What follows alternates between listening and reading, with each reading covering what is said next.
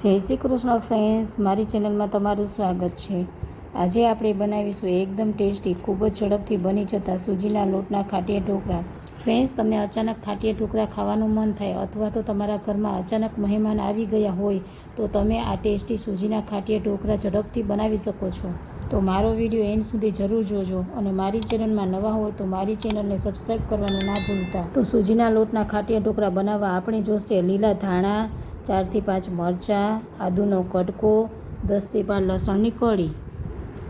Friends, હવે આપણે જે આદુ, મરચાં અને લસણ લીધા હતા ને એને આ રીતના આપણે પેસ્ટ બનાવી લઈશું। ફ્રેન્ડ્સ, તમે લસણ ના ખાતા હોય તો લસણ વગર પણ બનાવી શકો છો, એના વગર પણ ટેસ્ટ ખૂબ જ મસ્ત આવે છે। ફ્રેન્ડ્સ, હવે આપણે ખાટિયા ઢોકળા બનાવવા એક તપેલી લેશું અને એમાં 1 કપ સૂજી નાખી દઈશું અને 2 ચમચી જેટલો ચણાનો લોટ નાખી દઈશું। હવે આપણે આમાં સ્વાદ અનુસાર નિમક નાખી દઈશું અને હવે આપણે આમાં આદુ મરચાંનું પેસ્ટ બનાવ્યું હતું તે નાખી દઈશું। આમાં આદુ મરચાંનું પેસ્ટ નાખવાથી આનો ટેસ્ટ ખૂબ જ મસ્ત લાગે છે ફ્રેન્ડ્સ। હવે આપણે આમાં 1 ચમચી હળદર નાખી દઈશું જેનાથી આપણા ઢોકળા પીળા બનશે। 1 ચમચી ધાણા જીરું નાખી દઈશું। હવે આપણે આમાં ચપટી 1 હિંગ નાખી દઈશું। ફ્રેન્ડ્સ, હવે આપણે જે કપથી સૂજી લીધી હતી તે જ કપથી 1 કપ જેટલું ખાટું દહીં નાખી દઈશું। ફ્રેન્ડ્સ, દહીં નાખવું ખૂબ જ જરૂરી છે કેમ કે દહીંથી આપણા ઢોકળા ખાટા બનશે અને દહીંને આપણે થોડું થોડું નાખતા જશું અને બેટરને હલાવતા જશું।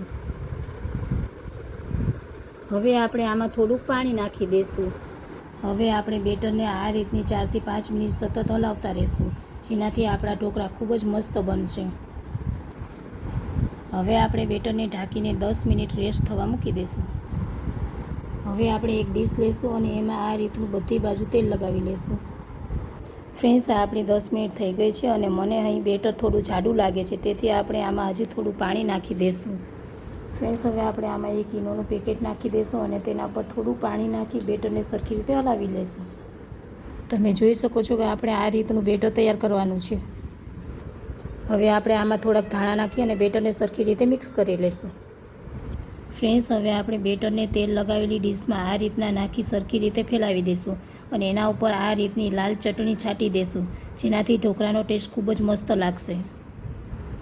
અને હવે આપણે ડીશને ઢોકળિયાના કુકરમાં મૂકી 25 થી 30 મિનિટ સ્ટીમ થવા મૂકી દઈશું। આ આપણી 25 થી 30 મિનિટ થઈ ગઈ છે અને હવે આપણે ઢોકળામાં આ રીતના છરી મારીને ચેક કરી લઈશું કે આપણા ઢોકળા બરાબર સ્ટીમ થયા છે કે નહીં। જો છરીમાં ઢોકળા ચોટતા હોય તો આપણે હજી થોડી વાર સ્ટીમ થવા દઈશું। અને ફ્રેન્ડ્સ, તમે જોઈ શકો છો કે આપણા ઢોકળા એકદમ પરફેક્ટ બન્યા છે।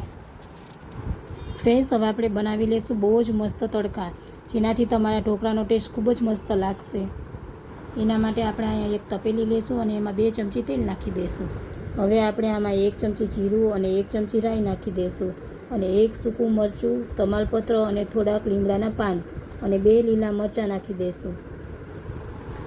અને હવે આપણે તડકાને આ રીતના ચમચી વડે આપણા ખાટિયા ઢોકળામાં બધી બાજુ નાખી દઈશું। અને ફ્રેન્ડ્સ, આપણા તૈયાર થઈ ગયા છે એકદમ ટેસ્ટી સૂજીના ખાટિયા ઢોકળા। જોતાં જ મોઢામાં પાણી આવી ગયા ને। અને હવે આપણે ઢોકળાને આ રીતને ચોરસ કટ કરી લઈશું અને તમે જોઈ શકો છો કે આપણા ઢોકળા એકદમ પોચા અને મસ્ત બન્યા છે। તો ફ્રેન્ડ્સ, તમે આ ઝડપથી બની જતા સૂજીના એકદમ ટેસ્ટી ઢોકળા જરૂર બનાવજો અને કોમેન્ટ કરીને જરૂર બતાવજો કે તમને મારી રેસીપી કેવી લાગી।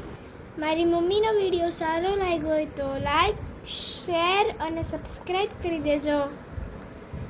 Thank you for watching my mom video. જય શ્રી કૃષ્ણ ફ્રેન્ડ્સ।